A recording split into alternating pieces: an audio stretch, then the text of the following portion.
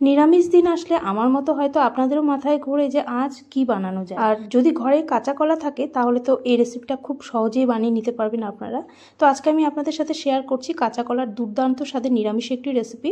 আর রেসিপিটা একটু অন্যভাবে ট্রাই করেছি, আশা করি আপনাদেরও ভালো লাগবে। ট্রাই করার পর ভালো লাগলে অনুরোধ করব একটা লাইক করে দেওয়ার, আর শেয়ার করে দেবেন যাতে অনেক মানুষের কাছে পৌঁছে যায় আমার এই রেসিপি। যেহেতু কাঁচা কলার রেসিপি তাই কাঁচা কলা তো লাগবেই, সাথে লাগবে এই মটর ডাল। তো আমি প্রায় চায়ের কাপের 1 কাপ মটর ডাল আগের দিন রাতেই ভিজিয়ে রেখে দিয়েছিলাম। তো আপনারা চাইলে 3 ঘন্টার মতো ডালটাকে ভিজিয়ে তারপর রান্নাটা করে নিতে পারেন। আমি আজকে এই রান্নাটা মটর ডাল দিয়ে করছি, আপনারা চাইলে কিন্তু ছোলার ডাল দিয়েও করে নিতে পারেন। আর এই ডালটাকে আমি ভালো করে ধুয়ে ভিজিয়ে রেখে দিয়েছিলাম, শুধু জলটাকে ঝরিয়ে এবার মিক্সিং জারে সব ডালটা আমি দিয়ে দিচ্ছি। সাথে দিয়ে দিচ্ছি 2টো কাঁচা লঙ্কা, আর দিয়ে দিচ্ছি 2 টুকরো আদা। এবার খুব অল্প জল দিয়ে পেস্টটা করে নেব, মিহি করে পেস্টটা করে নিতে হবে। আর জল কিন্তু খুব বেশি দেওয়া যাবে না, কারণ এই যে পেস্টটা আছে খুব বেশি কিন্তু পাতলা হবে না, একটু ঘন করে পেস্টটাকে করে নিতে হবে। তো দেখুন পেস্টটা মিহি করে নিয়েছি। এবার অন্যদিকে একটা বাটির মধ্যে এই পেস্টটাকে ঢেলে রেখে দিচ্ছি। আর এদিকে আমি 2টো কাঁচা কলা আর একটা ছোট সাইজের আলু নিয়েছি। এই কাঁচা কলা আলু আমি ধুয়ে রেখে দিয়েছিলাম। এবার কাঁচা কলার খোসাটাকে ফেলে এবার গ্রেটার দিয়ে গ্রেট করে নিচ্ছি, আর আলুটাকেও গ্রেট করে নেব। আলুর খোসাটা আমি আর ফেললাম না, খোসা সমেতই গ্রেট করে নিচ্ছি। এবার এই গ্রেট করা আলু আর কাঁচা কলা আমি যে ডালের পেস্টটা করে রেখেছিলাম সেই ডালের পেস্টের মধ্যে দিয়ে দিচ্ছি। এবার দিয়ে দেব পরিমাণ মতো লবণ, প্রায় ছোট 1 চামচ লবণ, ছোট 1 চামচ হলুদ, ছোট 1 চামচ লঙ্কার গুঁড়ো, ছোট 1 চামচ দিয়ে দিলাম জিরের গুঁড়ো।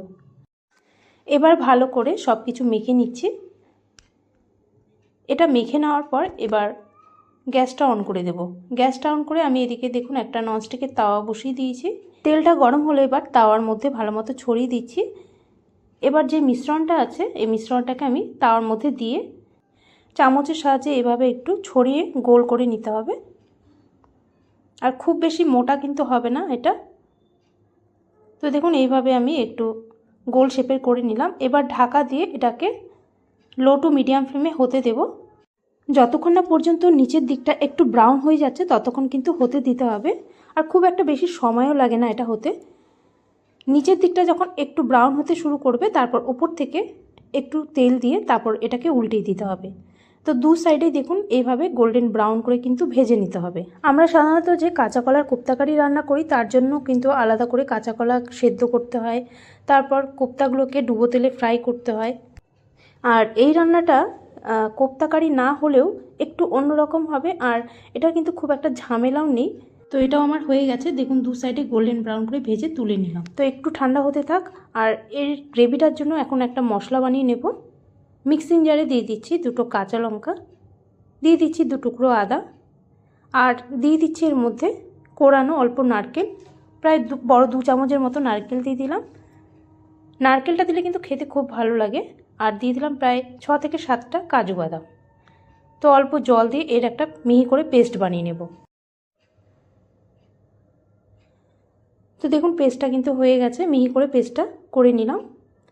তো এটা এখন এক সাইডে রেখে দিচ্ছি। আর এদিকে এটাও ঠান্ডা হয়ে গেছে, এবার এটাকে চৌকো শেপের করে কেটে নেব। যারা একটু কম তেলে রান্না খেতে পছন্দ করেন তারা কিন্তু এইভাবে কাঁচা কলার রেসিপিটা বানিয়ে নিতে পারেন। আমরা যে ধোকার ডালনা রান্না করার জন্য ধোকাটাকে পিস করে নিই ঠিক সেইভাবেই আমি পিসগুলো করে নিচ্ছি। তবে আপনারা চাইলে আপনাদের পছন্দ মতো সাইজের পিসগুলোকে করে নিতে পারেন। আর সাইড থেকে একটু কেটে দিচ্ছি যাতে একদম চৌকো শেপের হয়। তো দেখুন এইভাবে চৌকো শেপের করে নিলাম। তো এটাকে তো আর ভাজার কোনো দরকার নেই, কারণ আমি ভালো মতো ভেজেই নিয়েছি। শুধু এখন গ্রেভিটা রেডি করতে হবে।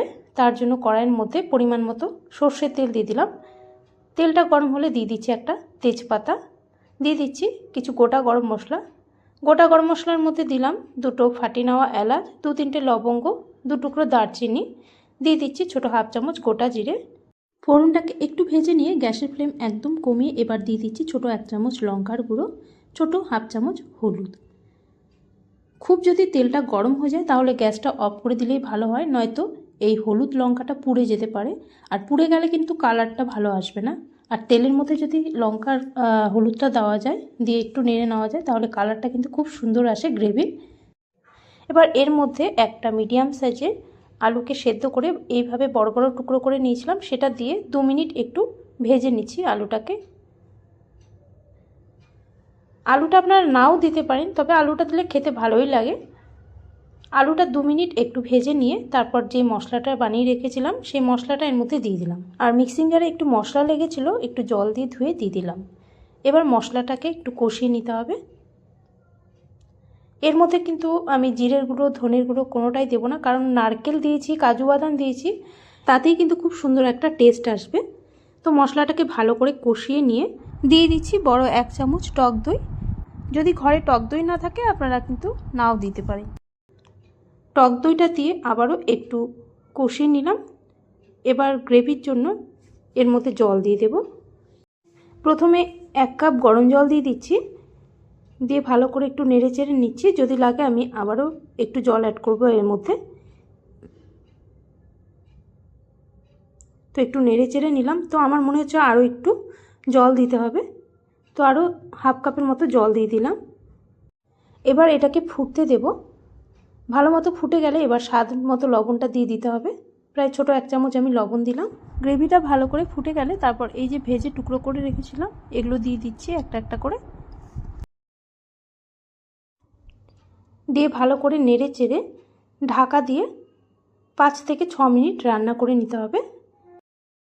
আর এখানে জলের পরিমাণটা কিন্তু একটু বেশি করে দিলে ভালো হবে, কারণ কাঁচা কলা কিন্তু গ্রেভি অনেকটাই টেনে নেয়, তাই পরের দিকে কিন্তু একদম শুকিয়ে যায় যদি প্রথম দিকে জলটা কম দেওয়া হয়, তাই জলটা একটু বেশি করেই দিয়ে দেবেন। তো দেখুন 5 মিনিটের মতো ফুটিয়ে নিয়েছি।